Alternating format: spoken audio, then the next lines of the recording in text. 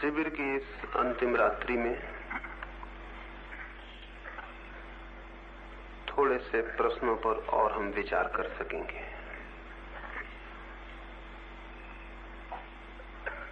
कुछ प्रश्न तो ऐसे हैं जो मेरे शब्दों को, विचारों को ठीक से न सुन पाने, न समझ पाने की वजह से पैदा हो गए। एक शब्द भी यहां से वहां कर लें तो बहुत अंतर पैदा हो जाता है। उन प्रश्नों के तो उत्तर मैं नहीं दे पाऊंगा। निवेदन करूंगा कि जो मैंने कहा है उसे फिर एक बार सोचें, उसे समझने की कोशिश करें।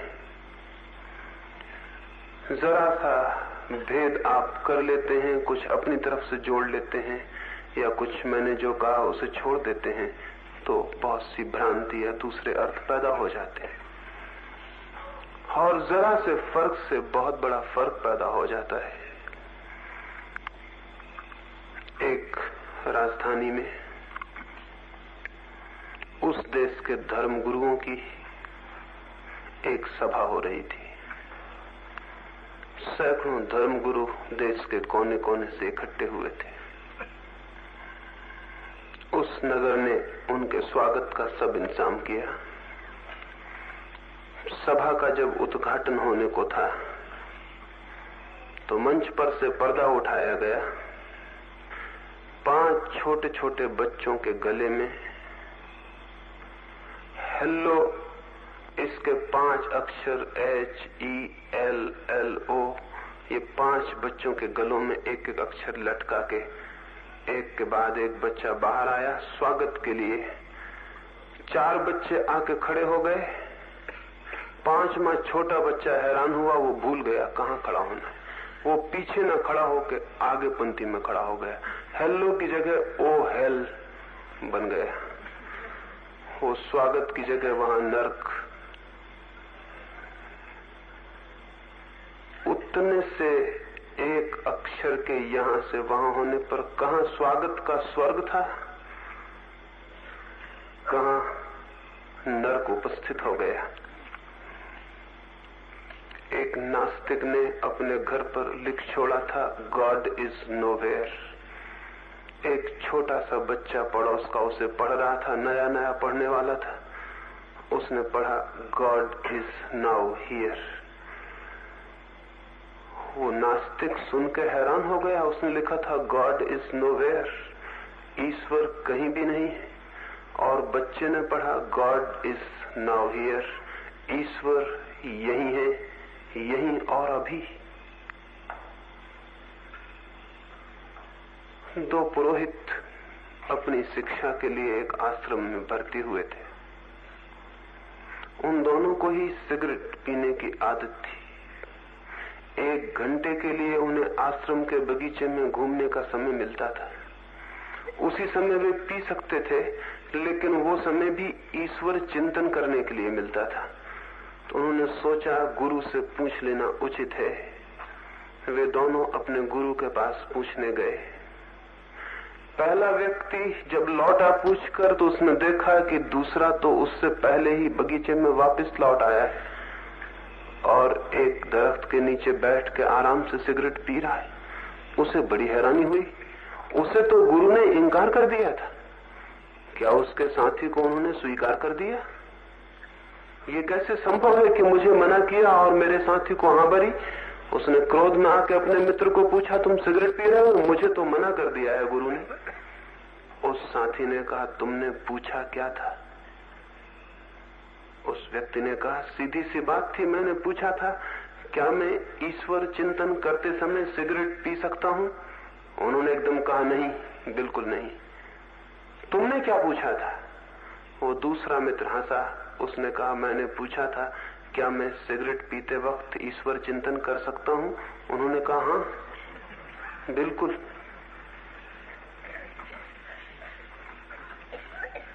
ये दोनों बातें एक ही अर्थ रखती, लेकिन एक ही परिणाम नहीं निकला।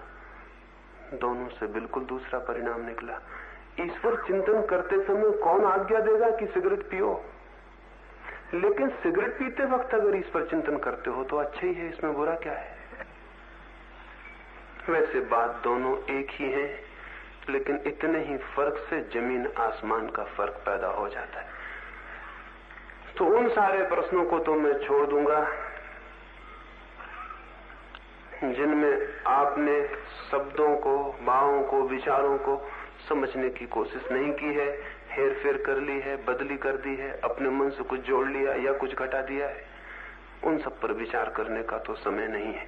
इतना ही निवेदन करूंगा उन सब के संबंध में कि जो मैंने कहा है उसे फिर गौर से सोचें, उसका फिर से निरीक्षण करें, समझें। तो जो मुझसे पूछा है उसके उत्तर आपको अपने से ही मिल जाएंगे। कुछ और प्रश्न हैं। एक मित्र ने पूछा है, कितने समय में हम ध्यान को उपलब्ध हो सकेंगे? कोई सामान्य उत्तर नहीं हो सकता है, क्योंकि ध्यान को कितने समय में उपलब्ध हो सकेंगे ये मुझ पर नहीं, आप पर निर्भर है। और इसके लिए कुछ ऐसा नहीं हो सकता कि सभी लोग एक ही समय में उपलब्ध हो सके। आपकी तीव्रता, आपकी प्यास, आपकी लगन, आपकी अभीप्सा, इस सब पर निर्भर करेगा। एक क्षण में भी उपलब्ध हो सकते हैं और पूरे जीवन में भी न हो। एक क्षण में भी तीव्र प्यास का, एक क्षण भी इंटेंसिटी का, एक क्षण भी जीवन को बदल सकता है। और नहीं तो धीरे धीरे धीरे धीरे कोई तीव्रता नहीं है, कोई सीरियसनेस, कोई गंभीरता नहीं है कि उसे हम प्यास की तरह पकड़े। एक आदमी प्यासा है तो उसकी पानी की खोज और बात है, और एक आदमी प्यासा नहीं है, उसकी पानी की खोज बिल्कुल दूसरी बात है। प्यास तो खोज लेगी पानी को, जितनी तीव्र होगी उतनी तीव्रता से खोज लेगी। एक पहाड़ी रास्ते पर एक यात्री जाता था। एक बूढ़े आदमी को बैठा हुआ देखा उसने और कहा, गांव कितनी दूर है और मैं कितनी समय में पहुंच जाऊंगा? वो बूढ़ा ऐसे बैठा रहा जैसे उसने न सुना हो या बहरा हो। वो यात्री हैरान हुआ, उस बूढ़े ने कुछ भी न कहा। यात्री आगे बढ़ गया, कोई 20 कदम गया होगा। वो बूढ़ा चिल्लाया, सुनो 1 घंटा लगेगा। उस आदमी ने कहा यात्री ने कि अजीब हो, मैंने जब पूछा तुम चुप रहे। उसने कहा मैं पहले पता तो लगा लूं कि तुम चलते कितनी रफ्तार से हो।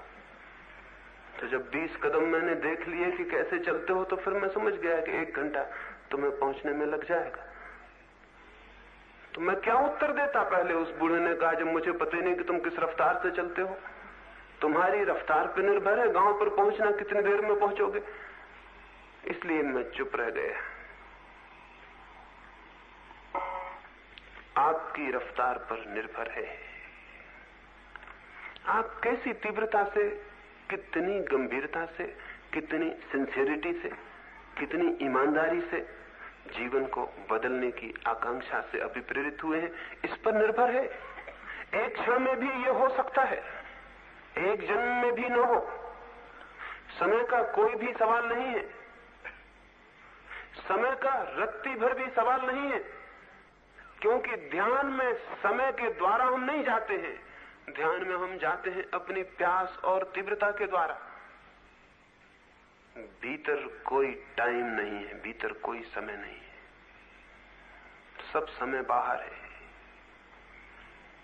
अगर बाहर यात्रा करनी हो तब तो समय निश्चित लगता है, लेकिन भीतर यात्रा करनी हो, प्यास अगर परिपूर्ण हो तो समय लगता ही नहीं। बिना समय के एक पल में भी नहीं भीतर पहुंचा जाया जा सकता है, लेकिन वो निर्भर करेगा मुझ पर नहीं, आप पर। और ये जरूर कहूंगा हमारी गंभीरता, हमारी प्यास अत्यल्प है। अगर अत्यल्प न होती, अगर बहुत कम न होती, तो हम शब्दों और शास्त्रों से तृप्त न हो जाते। एक आदमी को प्यास लगी है, क्या हम पानी के संबंध में लिखी उसे कोई किताब दें, वो तृप्त हो जाएगा? उस किताब को रोज पढ़ता रहेगा? किताब फेंक देगा। वो कहेगा किताब में क्या करूंगा, मुझे प्यास लगी है, मुझे पानी चाहिए। पानी के ऊपर लिखा हुआ शास्त्र नहीं।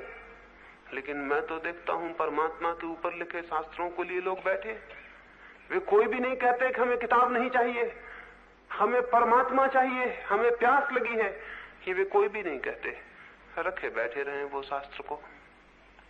उनके भीतर प्यास नहीं है, इसलिए वो शास्त्र को पकड़े बैठे हुए हैं। जिसके भीतर प्यास हो वो शास्त्र से कभी तृप्त हुआ है? वो किताब से, शब्द से कभी तृप्त हुआ है? वो नहीं हो सकता तृप्त। तो मैं तो अधिक लोगों को किताबों से तृप्त हुआ देखता हूं, इसलिए लगता है कि कोई प्यास नहीं है। नहीं तो वे परमात्मा को खोजते खोजते सत्य को, शब्दों को तो नहीं पकड़ के बैठ जाते। हम सब शब्दों को पकड़ कर बैठे हुए हैं। ये प्यास की न्यूनता का सबूत, प्रमाण है। तो शब्दों को पकड़ के बैठे रहिए तो कभी नहीं पहुंच सकेंगे। खोजिए अपनी प्यास को, भीतर कोई प्यास है? सच में कोई भीतर आकांक्षा सरकती है जीवन को जानने की, कोई जिज्ञासा? और अगर है तो फिर दूसरी बात ध्यान में रखना पड़ेगी, इस जिज्ञासा को बोथला मत कर लीजिए। जिज्ञासा को हम बोथला कर लेते हैं। भीतर जिज्ञासा है जानने की और हम मान लेते हैं दूसरों की बातों को, तो जिज्ञासा बोथली हो जाती, कुंठित हो जाती। भीतर है जानने की जिज्ञासा क्या है और हम मान लेते हैं आत्मा है, परमात्मा है, मान लेते हैं चुपचाप। इस मान लेने के कारण, इस विश्वास के कारण, ऐसी बिलीफ्स के कारण फिर जिज्ञासा कुंठित हो जाती, रुक जाती। फिर जिज्ञासा आगे गहरी नहीं हो पाती है। विश्वास जिज्ञासा को रोक लेते हैं, ठहरा लेते हैं, फिर जिज्ञासा गहरी नहीं हो पाती। अगर जिज्ञासा को गहरा करना है तो विश्वासों को मत पकड़ना, थोथे ज्ञान को मत पकड़ना, सुने सुनाए ज्ञान को, पढ़े पढ़ाए ज्ञान को मत पकड़ लेना। वो सब जिज्ञासा को मार डालेगा। क्यों? क्योंकि बिना जाने हमें ये भ्रम पैदा हो जाएगा कि हम जानते हैं। हम सबको ये भ्रम है कि हम जानते हैं ईश्वर है। हम सबको ये भ्रम है हम जानते हैं मोक्ष है। हम सबको ये भ्रम है हम जानते हैं पुनर्जन्म है। हम सबको ये भ्रम है हम जानते हैं कर्म है, आत्मा है, फला है, ठिकाना। हम सब कुछ जानते हुए मालूम पड़ते हैं। ये जानते हुए मालूम पड़ना घातक है। या आपकी प्यास की हत्या कर देगा और फिर आपके भीतर वो ज्वलन प्यास नहीं रह जाएगी जो पहुंचा सकती। इस सब को छोड़ देने के लिए, इसीलिए मैंने इधर 3 दिनों में आपसे कहा, जाने ठीक से कि मैं अज्ञानी हूं, नहीं जानता हूं। जो व्यक्ति इस बात को ठीक से जानता है कि मैं नहीं जानता हूं, उसकी प्यास अदम्य हो उठती है, क्योंकि अज्ञान से कोई भी तृप्त नहीं हो सकता, ज्ञान से तृप्त हो सकता है। तथाकथित ज्ञान से तृप्त हो सकता है, लेकिन अज्ञान से कोई कैसे तृप्त हो सकता है? अज्ञान तो धक्के देता है। अज्ञान तो एक अतृप्ति पैदा करता है, एक डिस्कंटेंट, कि बदलो, इस अज्ञान को बदलो। लेकिन हम अज्ञान को छिपा लेते शब्दों के ज्ञान में, फिर अज्ञान की ताकत टूट जाती है, वो हमें धक्के नहीं दे पाता।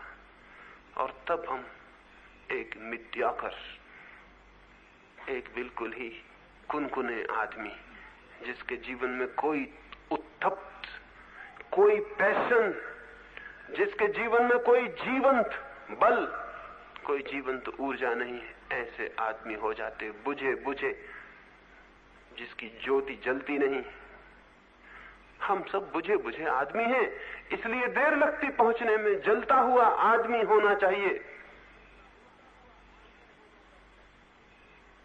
पूरा जीवन एक ज्वलंत, एक जीवंत, एक लिविंग शक्ति, एक ताकत होनी चाहिए। और हम सब हो सकते हैं, लेकिन अपने ही हाथों हम नहीं हैं। मुझ पर नहीं निर्भर, आप पर निर्भर है। चाहें तो यही क्षण, अभी और यहीं बात पूरी हो सकती है। एक क्षण में भी बातें हुई हैं। एक साधु था, उसके आश्रम में बहुत लोग थे। एक युवक आया था आश्रम में, वो अत्यंत विवादी था, आर्गुमेंटेटिव था, हर किसी से विवाद करता, बहुत तर्कनिष्ठ भी था। जो बात कहता उसमें तर्क का बल भी होता, लेकिन 24 घंटे विवाद विवाद। एक सन्यासी यात्रा करते हुए उस आश्रम में ठहरा। उस सन्यासी के साथ भी उस युवक का विवाद हो गया, और घंटे 2 घंटे में उसने सन्यासी की चिंदियां अलग कर दी। सन्यासी पराजित, दुखी वापस लौटा। उस युवक के गुरु, उस बूढ़े साधु ने जो उस आश्रम में था, उसने उस युवक को कहा, मेरे बेटे, तुम कब तक व्यर्थ ही बोलते रहोगे? तुम कब तक अपने जीवन को व्यर्थ की बातों में गंवाते रहोगे? कब तक? पता है आपको, उस युवक ने उत्तर दिया, नहीं। उसने फिर उत्तर देना भी व्यर्थ समझा।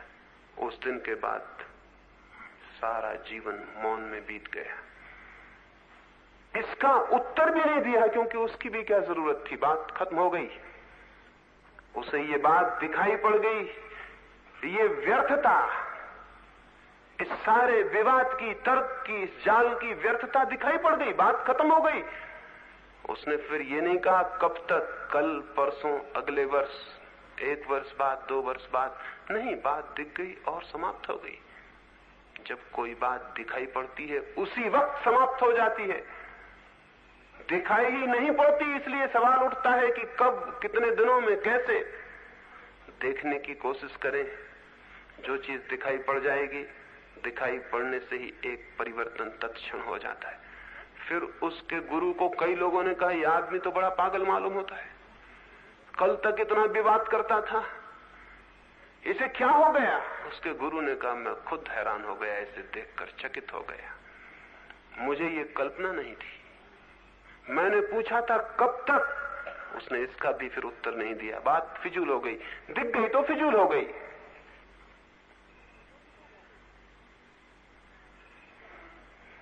एक बहुत बड़ा वैयाकरण था, बहुत बड़ा व्याकरण का विद्वान था।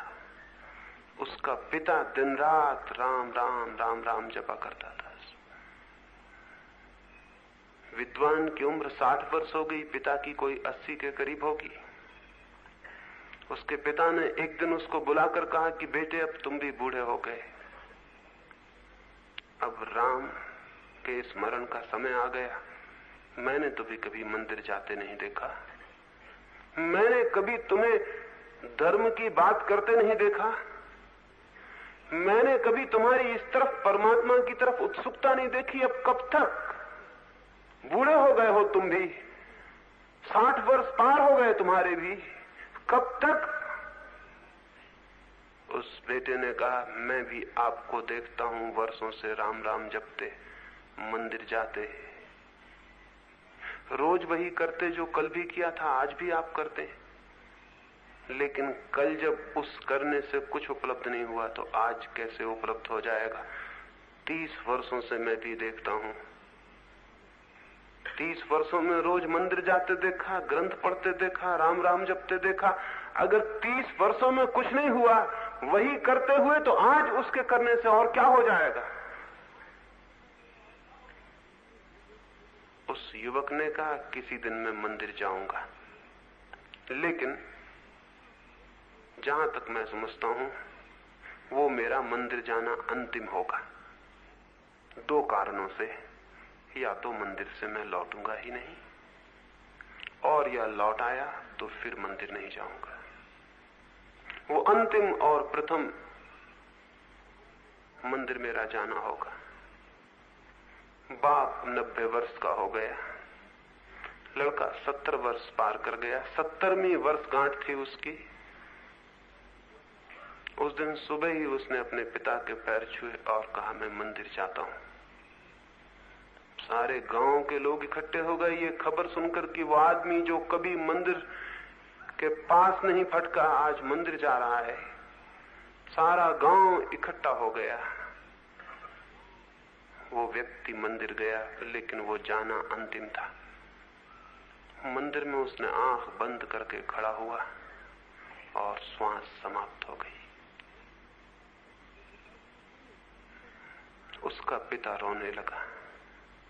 उसके पिता ने कहा, बहुत बार मैं मंदिर गया, लेकिन आज तक मैं मंदिर नहीं पहुंच पाया, और ये मेरा लड़का आज मंदिर गया और पहुंच भी गया।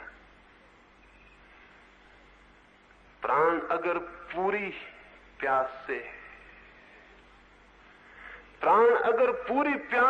प्राण का कण कण अगर पूरी प्यास से भरकर एक क्षण भी ठहर जाए तो परमात्मा से मिलन सुनिश्चित है, सत्य से मिलन सुनिश्चित है। लेकिन बिना प्यास के हम भटकते रहते और पूछते रहते हैं, कैसे होगा, कब होगा, क्या होगा। कभी नहीं होगा, ऐसे कभी नहीं होगा। होने के लिए चाहिए एक त्वरा, एक पैशन। इसी क्षण हो सकता है। उचित है कि इस अंतिम दिन इसको हम ठीक से समझ लें, खोज लें अपने भीतर कि कोई प्यास है। न हो प्यास तो फिजूल क्यों इन सब बातों में समय को गंवाना। न हो प्यास तो ठीक है, जिस बात की प्यास हो उसी तरफ जाएं। ईमानदार तो हो अपनी प्यास में, कम से कम एक ईमानदारी तो होनी चाहिए। जो मेरी प्यास नहीं है उस तरफ नहीं जाऊंगा, जिस तरफ मेरी प्यास है उसी तरफ जाऊंगा, चाहे दुनिया कुछ भी कहे। अगर इतनी ईमानदारी हो तो एक दिन सारी प्यास व्यर्थ हो जाती है, सिर्फ परमात्मा की प्यास ही फिर शेष रह जाती है। और तब एक बल के साथ, एक त्वरा के साथ, एक गति के साथ सारा जीवन परमात्मा के सागर की तरफ दौड़ने लगता है। जैसे नदियां सागर की तरफ दौड़ती, पहाड़ों को छलांगती, मैदानों को पार करती, पत्थरों को तोड़ती, किसी दूर अनंत सागर की यात्रा करती रहती। वैसे ही लेकिन अगर हम जीवन भर ऐसी प्यासों के पीछे भी दौड़ते रहें जिनकी हमें कोई प्यास ही नहीं है, तो हमारा मन अगर बोथला हो जाए, कुंठित हो जाए, अगर सारी गति अवरुद्ध हो जाए, तो आश्चर्य नहीं है। तो मनुष्य को खोजनी चाहिए, मेरी खोज क्या है, मेरी सर्च क्या है, क्या खोजना चाहता हूं।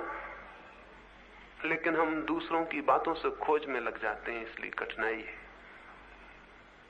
हम दूसरों की बातों से खोज में लग जाते हैं, इसलिए कठिनाई है। कुछ लोग ईश्वर की बातें करते हैं, आत्मा की बातें करते हैं, हमारे लोभ को पकड़ जाती हैं वे बातें। हम सोचते हैं ये भी मिल जाए तो अच्छा है। ये भी हमारे मिलने की जो बहुत से आइटम है हमारी लिस्ट में, जो चीजें हमें पानी है, फर्नीचर, अच्छा कार, मकान, इनमें इस ईश्वर को भी सम्मिलित कर लेते हैं। ये भी इन्हीं कमोडिटीज में, इन्हीं चीजों में एक चीज है, ये भी मिल जाए तो अच्छा ही है। ईश्वर हमारे सामानों की फेरिस्त में एक सामान नहीं है, हमारी सामग्री की चाह में एक सामग्री नहीं है। और इस भांति जो सत्य को चाहता होगा उसे सत्य कभी मिलने वाला नहीं है। ईश्वर या सत्य बात ही और है। वो हमारे समग्र प्राणों की समग्र प्यास है, पूरी इकट्ठी, टोटल, उससे कम नहीं। और वो तभी पैदा होती है जब जीवन की सब चीजों को हम गौर से देख देख कर सब तरफ पाते हैं कि कहीं कोई तृप्ति नहीं, सब जगह असंतोष है। सब जगह जब डिस्कंटेंट मिलता है, जब सब जगह हमारा ये भ्रम टूट जाता है कि कहीं भी नहीं कुछ संतोष मिलता, कहीं कोई शांति नहीं मिलती, कहीं कोई आनंद नहीं मिलता, जब सब तरफ हम जांच लेते हैं, दौड़ लेते हैं, खोज लेते हैं, मैं कहता हूं खोज लेना चाहिए, क्योंकि बिना खोजे सबको हमारी कच्ची खोज, कच्ची प्यास होगी। खोज लेना चाहिए ठीक से जीवन में कहां मिल सकता है आनंद, कहां मिल सकती है शांति, कहां मिल सकता है संतोष। और जब कहीं न मिले, जब सब मोर्चे पराजित हो जाएं, कोई मोर्चा न रह जाए, और जब हम खड़े हो जाएं कि नहीं कहीं मिलता है, कहीं भी नहीं, नोवेयर जब दिखाई पड़े, कहीं भी नहीं, उसी क्षण सारी यात्रा एक नए बिंदु पर दौड़ने लगेगी जो स्वयं का है, जो स्वयं के भीतर है, उस तरफ एक दौड़ शुरू होगी। लेकिन हमारी दौड़ और तरह की है। हम एक ऐसे मकान में बैठे हुए हैं कि कोई उपदेशक आके हमको समझाता है कि मकान में आग लगी हुई है। हम उससे पूछते हैं, वो तो ठीक है लगी होगी, लेकिन हम कब तक निकल पाएंगे इस मकान से? साफ है, मतलब उपदेशक कहता है आग लगी है, इसलिए हमने मान लिया आग लगी। अब हम पूछ रहे हैं कि कब तक निकल पाएंगे। हमको आग दिखाई पड़ जाए तो हम ये पूछेंगे कि कब तक निकल पाएंगे। उपदेशक पीछे रह जाएगा, हम पहले निकल जाएंगे। उसको एक धक्का देंगे कि रास्ता छोड़ो, मुझे बाहर जाने दो, तुम भला फिर समझाना किसी को, अब मैं समझने को यहां फुर्सत नहीं है मुझे। हम उसे धक्का देंगे और बाहर निकल जाएंगे, लेकिन हमें तो आग दिखाई नहीं पड़ती। लोग समझाते हैं कि आग लगी हुई है, जीवन में दुख है, पीड़ा है, लोग समझाते हैं, हमारी समझ में तो कुछ आता नहीं, इसलिए हमारी समझ में कुछ और ही आता है और ये समझाने वाले कुछ और समझाते हैं। एक झूठी प्यास पैदा हो जाती है। उस झूठी प्यास के कारण सवाल उठता है, कब तक? अपनी प्यास को खोजना चाहिए, क्या वो सच्ची है?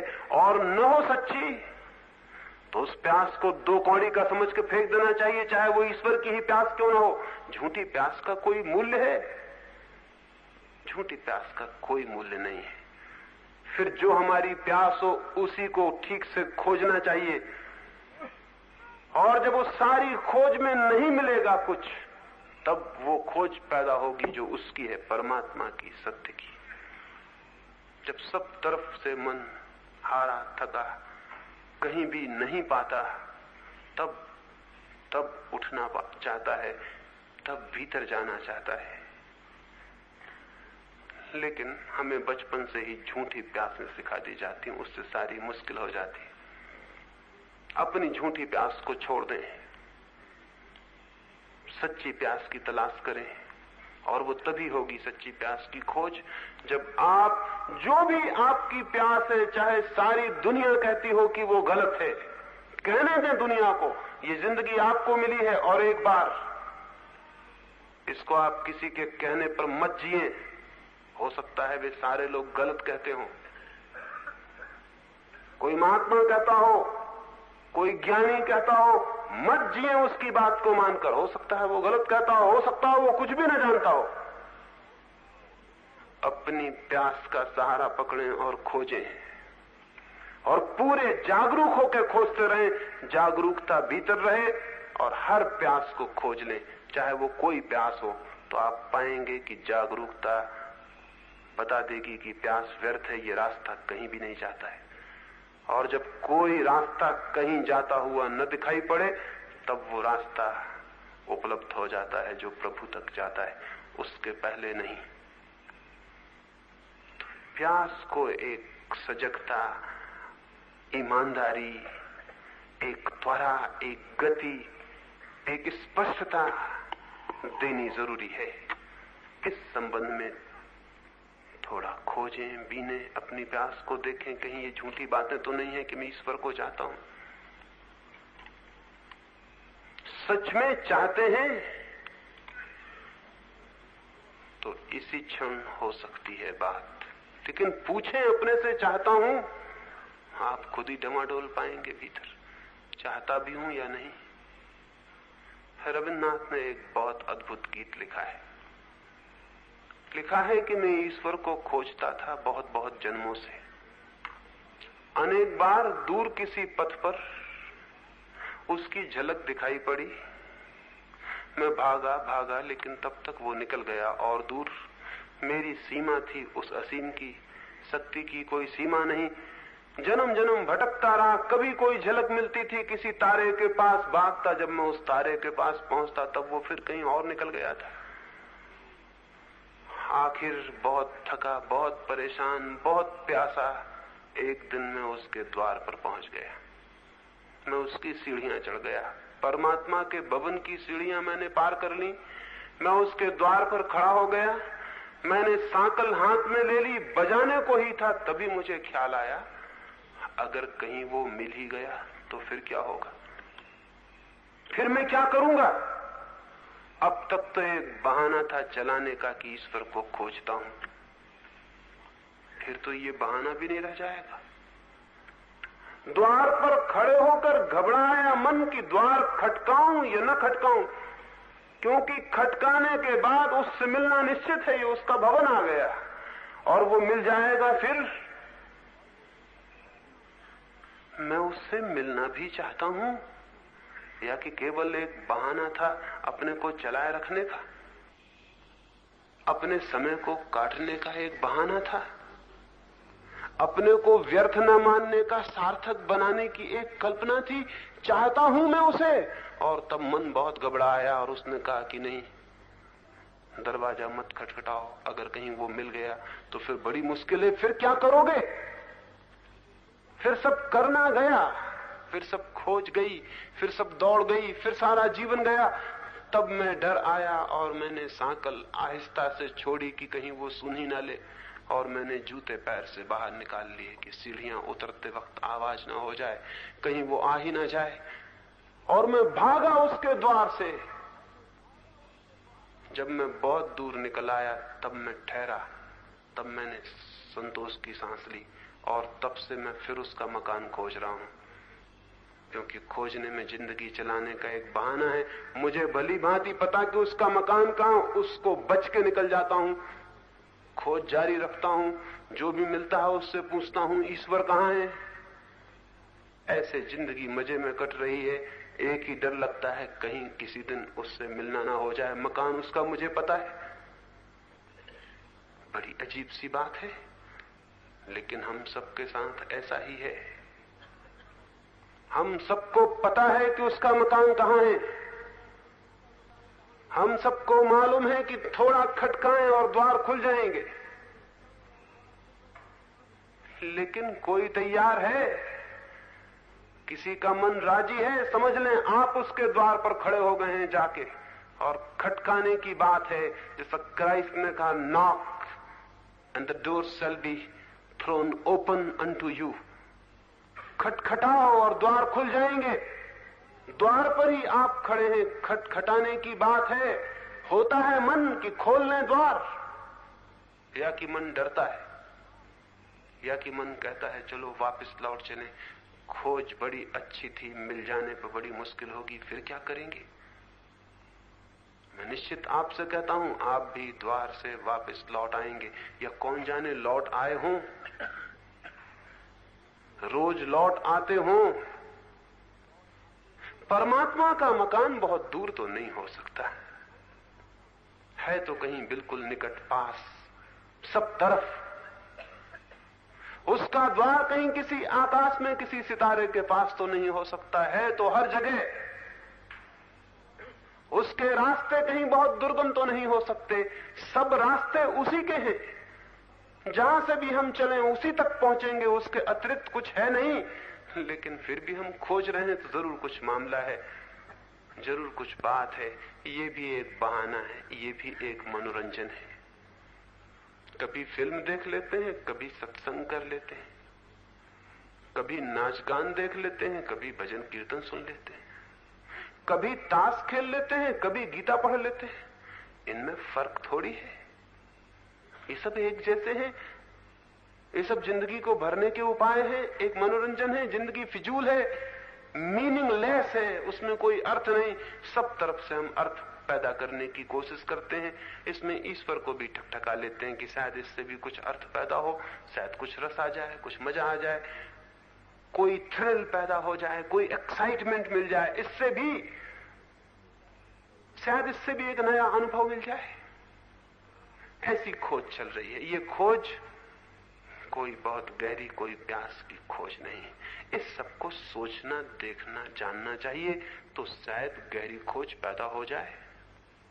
अभी मैं आ जाऊं आपके पास और एकदम से कहूं चलो चलते हो, मिला दें ईश्वर से, तो आप कहोगे कल सुबह तो मुझे घर वापस जाना, और टिकट तो रिजर्वेशन करा ली है। टिकट भी रिजर्वेशन न कराई होती तो शायद आपकी बात पर हम विचार भी करते। फिर कभी आगे, कभी फिर कभी मिलिए, फिर देखेंगे, फिर सोचेंगे।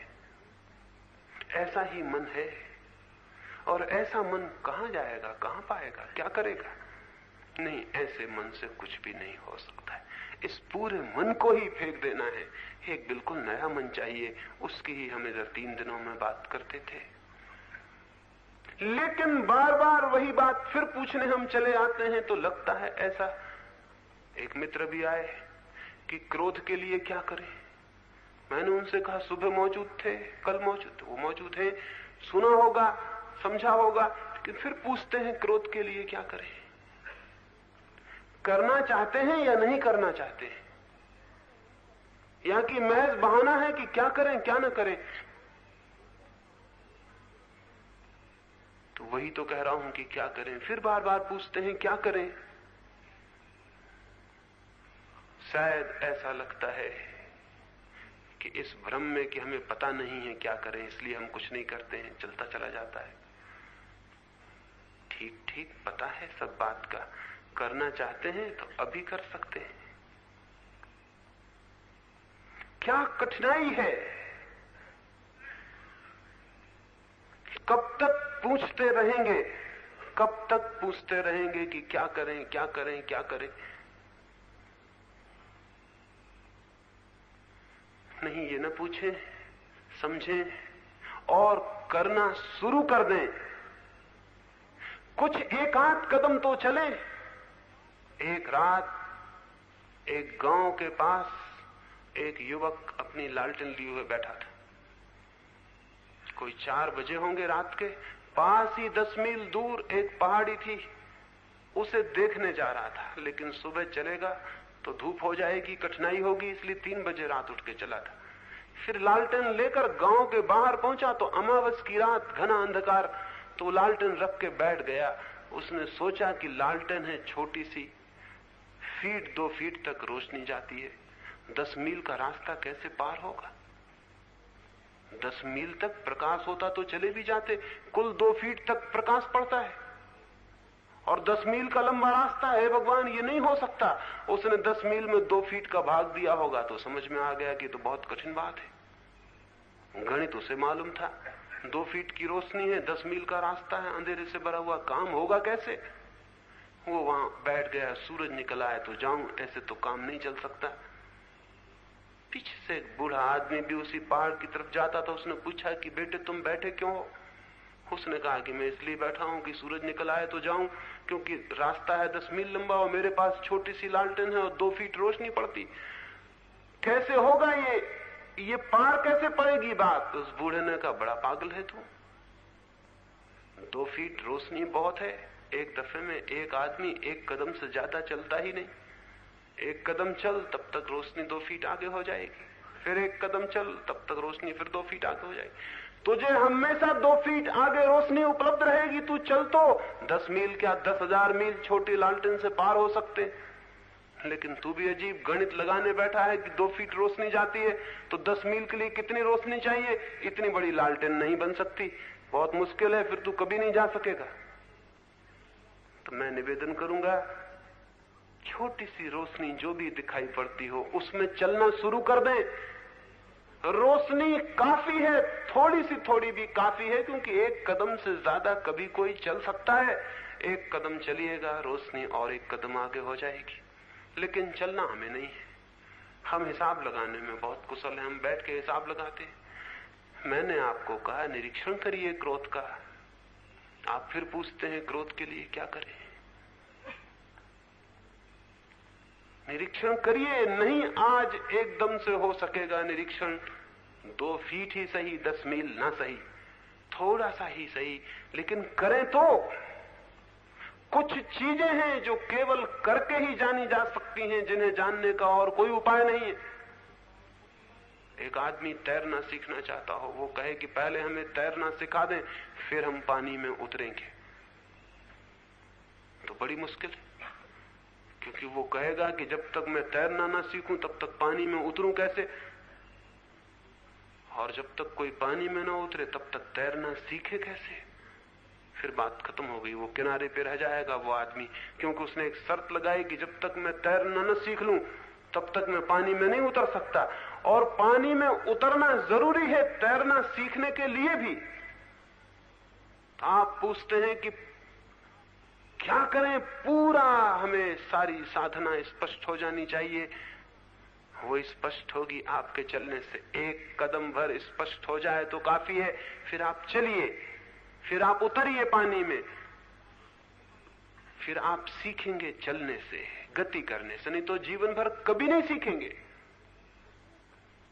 इधर 3 दिनों में जो थोड़ी सी बातें हुई उसमें से कुछ भी एक कण भर आपको दिखाई पड़ता हो कि करने जैसा है तो करिए, और उस कण भर को करने में आप पाएंगे कि और आगे का रास्ता आलोकित हो गया। उतना और चलिए और आप पाएंगे और बड़ा रास्ता आलोकित हो गया। जितना चलिए उतना ही रास्ता प्रकाशित होता चला जाएगा। लेकिन आप शुरू से लेकर आखिर तक पूरी 5 वर्षीय योजना अभी जान लेना चाहते हो तो उसके लिए गवर्नमेंट ऑफ इंडिया से संबंध स्थापित करना चाहिए।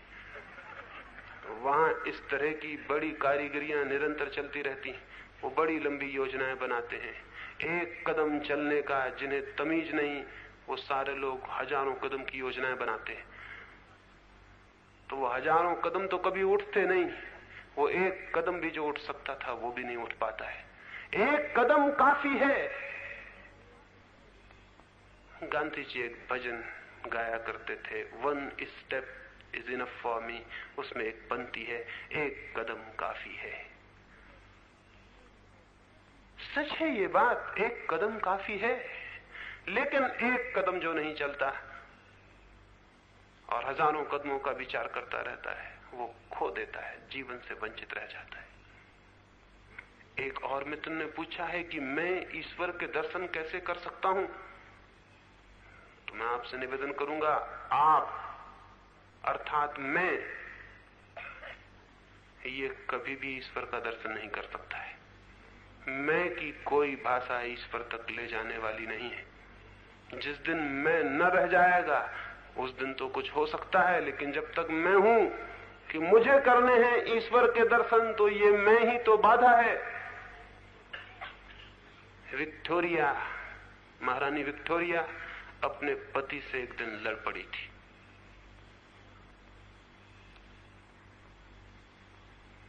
उसका पति अल्बर्ट कुछ भी नहीं बोला, चुपचाप जाके अपने कमरे में बंद होकर द्वार उसने लगा लिया।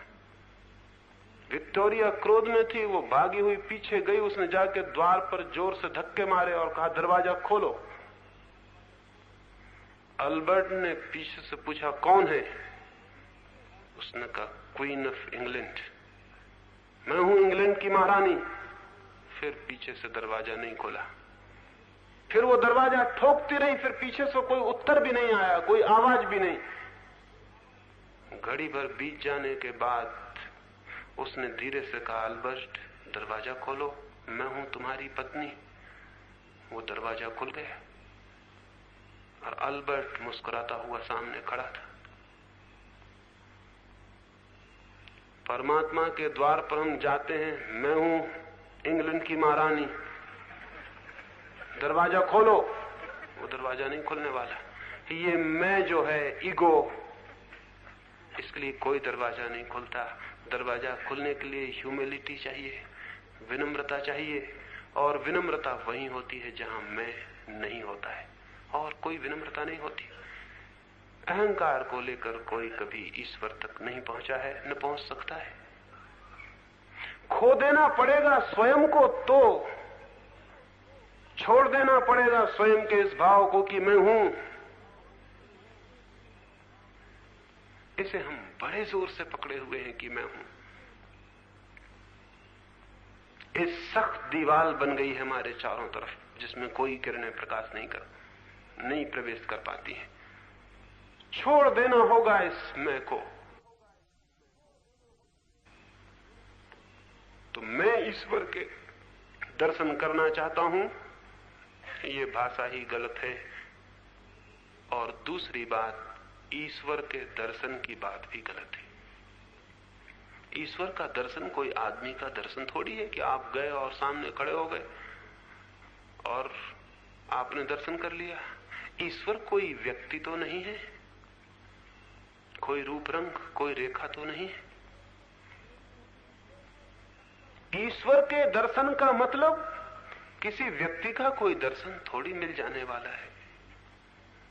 ईश्वर के दर्शन का मतलब है वो जो जीवंत चेतना है, सर्वव्यापी, वो जो ऊर्जा है, वो जो शक्ति है जीवन की, वो जो सृजन का मूल स्रोत है, वो जो सब तरफ व्याप्त अस्तित्व है, वो जो एग्जिस्टेंस है, वही सब, उस सब की इकट्ठापन, उसकी टोटलिटी, उसकी होलनेस, ये अस्तित्व की समग्रता और पूर्णता ही ईश्वर है। तो जिस दिन मेरे अहंकार की बूंद इस विराट अस्तित्व के सागर में खोने को राजी हो जाती है, उसी दिन मैं उसे उपलब्ध हो जाता हूं, मैं उसे जान लेता हूं। बूंद खो जाए तो सागर के साथ एक हो जाती है, लेकिन बूंद कहे कि मैं सागर को जानना चाहती हूं, फिर बहुत कठिनाई है। बूंद कहे कि मैं मिटने को राजी हूं, तो जिस जगह वो मिट जाएगी उसी जगह वो सागर को उपलब्ध हो जाती है, वहीं मिल जाएगी सागर से। अहंकार की बूंद लिए रास्ता तय नहीं हो सकता है। इसलिए मत पूछें कि मैं ईश्वर के दर्शन को उपलब्ध हो सकता हूं, नहीं। न तो मैं ईश्वर के दर्शन को उपलब्ध हो सकता है, और न ईश्वर का दर्शन किसी व्यक्ति का दर्शन है। एक मित्र ने पूछा है कि ध्यान में बैठता हूं तो बस अंधकार ही अंधकार दिखाई पड़ता है, कोई प्रकाश दिखाई नहीं पड़ता। प्रकाश दिखाई पड़ने की जरूरत क्या है? अंधकार दिखाई पड़ता है, यही एक बीमारी है। धीरे धीरे ये भी दिखाई नहीं पड़ेगा। जब कुछ भी दिखाई नहीं पड़ेगा, कुछ भी, जब कुछ भी अनुभव में नहीं उतरेगा, कुछ भी, रह जाएंगे केवल केवल जागरूक, रह जाएगा केवल ज्ञान, बोध मात्र, रह जाएगी केवल कॉन्शसनेस, और सामने कोई भी ऑब्जेक्ट नहीं, कोई भी विषय नहीं, कोई भी अनुभव नहीं। उसी क्षण जो जान लिया जाता है वो समग्रता का अनुभव है। उसे हम प्रेम की भाषा में परमात्मा कहते हैं। परमात्मा शब्द सिर्फ हमारी प्रेम की भाषा है, अन्यथा सत्य ही कहना उचित है। उस दिन हम जान पाते हैं सत्य क्या है। लेकिन सत्य को जब हम प्रेम की तरफ से देखते हैं, जब हम सत्य को प्रेम से देखते हैं, तब सत्य बड़ा दूर मालूम पड़ता है, बड़ा गणित का सिद्धांत मालूम पड़ता है, मैथमेटिकल मालूम पड़ता है। उससे कोई संबंध पैदा होता नहीं मालूम पड़ता। तब हम कहते हैं परमात्मा, और तब एक संबंध बनता हुआ मालूम पड़ता है, एक प्रेम का नाता और एक सेतु बनता हुआ मालूम पड़ता है। एक मित्र ने पूछा है कि मैं आखिर में कहता हूं कि आप सबके भीतर परमात्मा के लिए प्रणाम करता हूं, या कभी कहता हूं कि परमात्मा करे, तो मेरा मतलब क्या है? मेरा मतलब किसी ऐसे परमात्मा से नहीं जो ऊपर बैठा और सब चला रहा है। मेरा मतलब सबके भीतर बैठी हुई, सोई हुई चेतना से है। उस चेतना को ही बुलाता हूं। कोई दूर किसी परमात्मा को नहीं, वो जो आपके भीतर है और कण कण में, पत्ते में, पत्थर में, सब में। और हमारे शब्द और हमारी भाषा सब असमर्थ है ऐसे तो उसके बाबत कुछ कहने में, लेकिन फिर कुछ इशारे अत्यंत जरूरी हैं। तो कोई नाम हम दे दें, परमात्मा कहें, सत्य कहें या कुछ भी कहें, इससे कोई फर्क नहीं पड़ता। मोक्ष कहें, निर्वाण कहें, ब्रह्म कहें, कुछ भी कहें, इससे कोई फर्क नहीं पड़ता। हमारे सब शब्द एक से असमर्थ हैं उसे सूचित करने में, लेकिन शब्द के बिना कोई सूचना भी कठिन है। तो इसीलिए निशब्द में जाने का हम प्रयोग करते हैं, शब्द को छोड़ने का, ताकि वहां शायद उसका स्पर्श, उसका संस्पर्श हो सके। एक अंतिम बात, फिर हम रात्रि के ध्यान के लिए बैठेंगे। अंतिम बात ये मुझे कहनी है,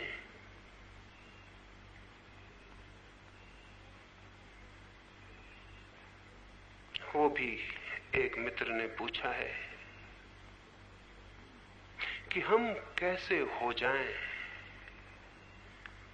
कि वो प्रकट हो सके। तो एक छोटी सी कहानी अंत में कह देनी है, उसके साथ ही बात पूरी हो जाएगी। एक पंडित था, बहुत शास्त्र उसने पढ़े थे, बहुत शास्त्रों का ज्ञाता था। उसने एक तोता भी पाल रखा था। पंडित शास्त्र पढ़ता था, तोता भी दिन रात सुनते सुनते काफी शास्त्र सीख गया था, क्योंकि शास्त्र सीखने में तोते जैसी बुद्धि आदमी में हो तभी आदमी भी सीख पाता है। सो तोता खुद ही था। पंडित के घर और पंडित भी इकट्ठे होते थे, शास्त्रों की चर्चा चलती थी, तोता भी काफी निष्णात हो गया। तोतों में भी खबर हो गई थी कि वो तोता पंडित हो गया है। फिर गांव में एक बहुत बड़े साधु का, एक महात्मा का आना हुआ।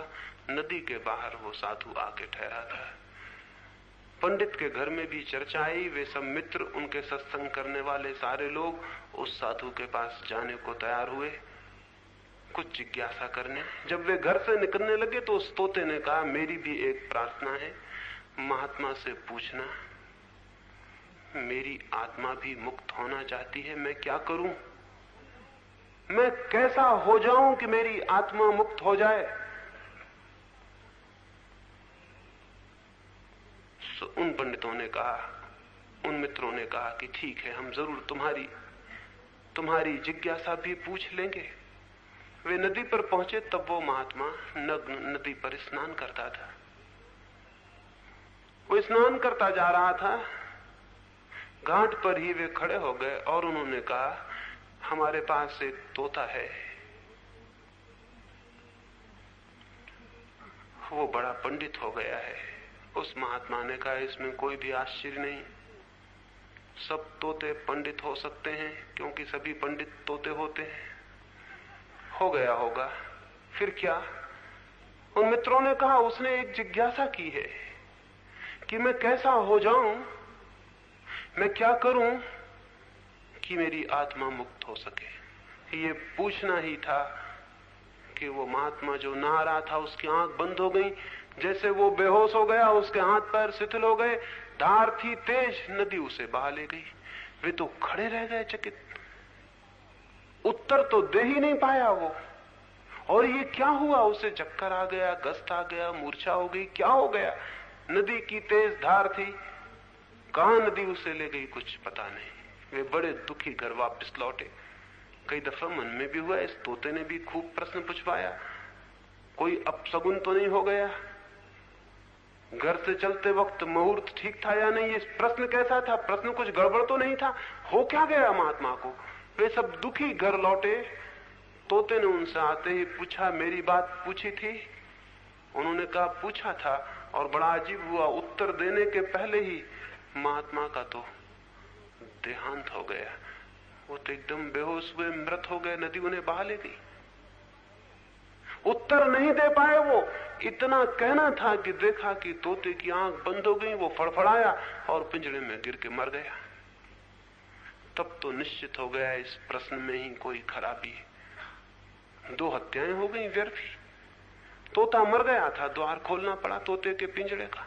द्वार खुलते ही वे और हैरान हो गए। तोता उड़ा और जाके सामने के वृक्ष पर बैठ गया और तोता वहां बैठ के हंसा और उसने कहा कि उत्तर तो उन्होंने दिया लेकिन तुम समझ नहीं सके।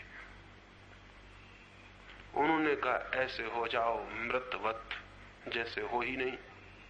मैं समझ गया उनकी बात और मैं मुक्त भी हो गया, तुम्हारे पिंजरे के बाहर हो गया। अब तुम भी ऐसा ही करो तो तुम्हारी आत्मा भी मुक्त हो सकती है। तो अंत में मैं यही कहना चाहूंगा, ऐसे जिए जैसे है ही नहीं, हवाओं की तरह, पत्तों की तरह, पानी की तरह, बादलों की तरह, जैसे हमारा कोई होना नहीं है, जैसे मैं नहीं हूं। जितनी गहराई में ऐसा जीवन प्रकट होगा उतनी ही गहराई में मुक्ति निकट आ जाती है। इन 3 दिनों में इस तरह ही जी सके उसी के लिए मैंने सारी बातें कही हैं। इस तरह जिए जैसे नहीं है। बस साधना का इससे ज्यादा गहरा कोई और सूत्र नहीं है। अब हम रात्रि के ध्यान के लिए बैठेंगे और फिर विदा होंगे। यह अंतिम रात्रि है, इसलिए बहुत शांति से ध्यान में जाने का प्रयोग करें। इसलिए बहुत शांति से ध्यान में जाने का प्रयोग करें। सब लोग थोड़े दूर चले जाएं।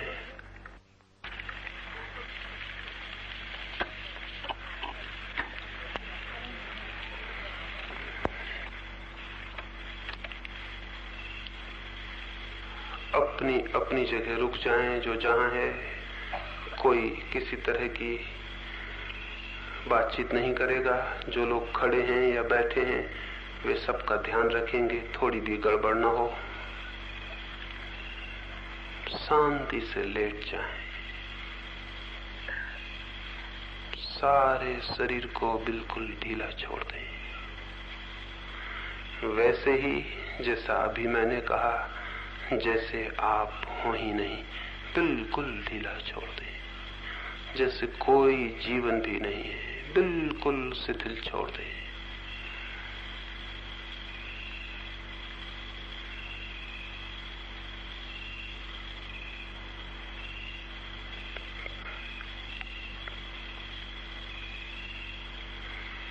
शरीर शिथिल हो रहा है, छोड़ दें। आंख आहिस्ता से बंद कर लें। शरीर शिथिल हो रहा है, अनुभव करें। शरीर शिथिल हो रहा है, शरीर शिथिल हो रहा है, शरीर शिथिल हो रहा है, शरीर शिथिल हो रहा है। शरीर बिल्कुल शिथिल हो गया है, छोड़ दें। शरीर शिथिल हो गया है। श्वास शांत हो रही है, श्वास शांत हो रही है, श्वास शांत हो रही है। श्वास भी बिल्कुल ढीली छोड़ दें।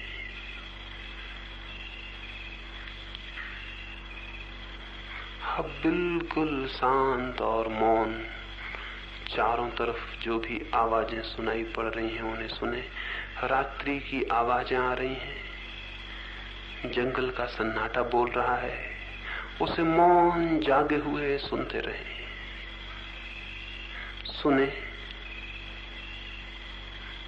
शांति से सुने, भीतर जागे रहें और सुनते रहें। सुनते सुनते ही मन शांत होता जाएगा। सुनते सुनते मन एकदम नीरव, एकदम शांत हो जाएगा। सुने,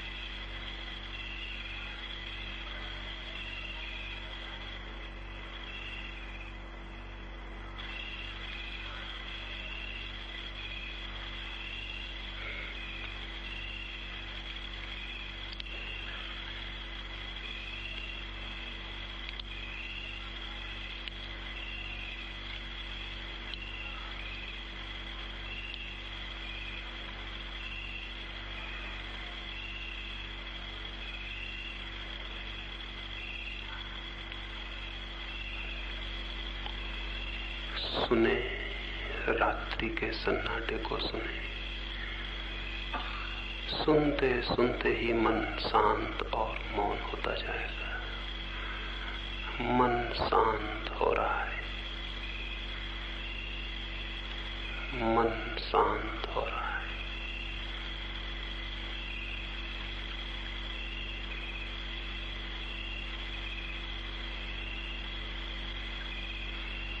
मन शांत हो रहा है।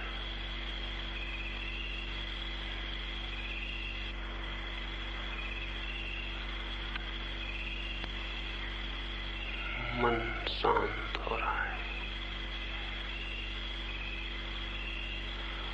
मन शांत हो रहा है।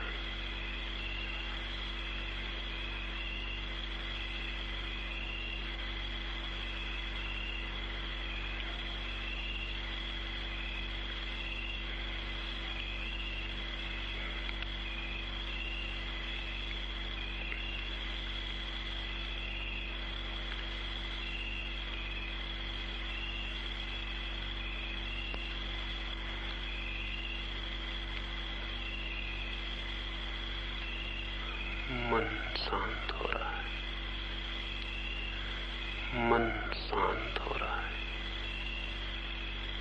मन शांत हो रहा है।